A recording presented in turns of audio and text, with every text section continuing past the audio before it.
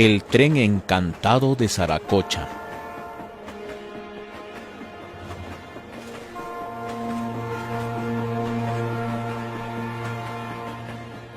En el siglo pasado, el medio de transporte entre las ciudades de Arequipa y Juliaca era el tren, que tenía varias estaciones. La estación más alta era la que estaba ubicada en Crucero Alto, a 4.480 metros sobre el nivel del mar. Era el único medio de transporte motorizado a inicios del siglo pasado.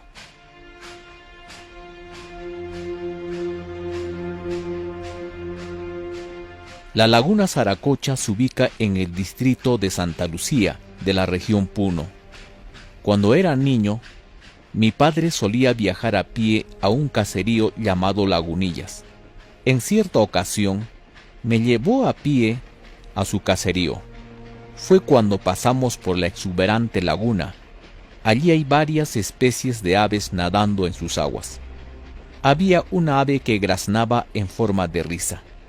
Y mi padre me dijo: «Mira, esa joya se ríe de ti.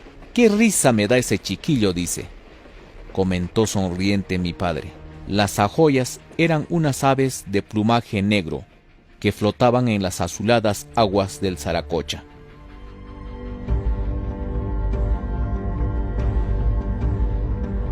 Casi por las orillas de esta laguna pasa la vía férrea que va de Juliaca a Arequipa, o viceversa. Llegamos a una pendiente donde el cerro hacía un pliegue como una pollera. Existía allí una especie de callejón natural donde habían varias piedras y rocas desparramadas desde hace mucho. Por aquí se cayó el tren hace mucho tiempo al lago, lleno de pasajeros, dijo mi padre. En algunas noches se escucha tocar la bocina del tren que grita desde adentro de las aguas como pidiendo ayuda que lo saquen de allí. A veces escuchamos su sonido. Hasta nos hace confundir que el tren estaría viniendo ya, pero nada.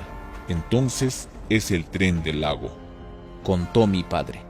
Los pobladores saben de la mítica leyenda. Afirman, igual que mi padre, que acostumbran a escuchar los sonidos del tren al mediodía o en las noches de luna llena.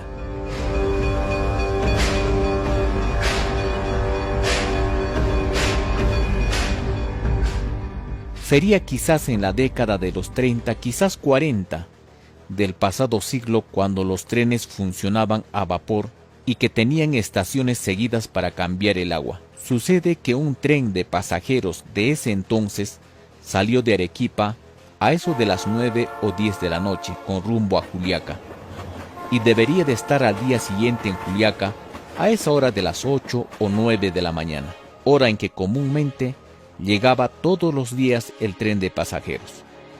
Pero aquel día nunca llegó el tren. Según cuentan, el tren de pasajeros, pasando la estación de Lagunillas, habría acelerado su paso hasta llegar a la estación de Saracocha, haciendo una breve parada allí para los cambios necesarios del agua y otras cosas. Continuaron el viaje sabiendo que de la estación de Saracocha su parada próxima sería en la estación de Santa Lucía. La vía era de bajada. Se pusieron en marcha sin mucha preocupación. Desde la estación de Saracocha se podía ver el lago Lagunillas en un lado y al otro lado el lago Saracocha. Haciendo el descenso, el tren avanzaba rápido por la riel. Como decía, iban de bajada.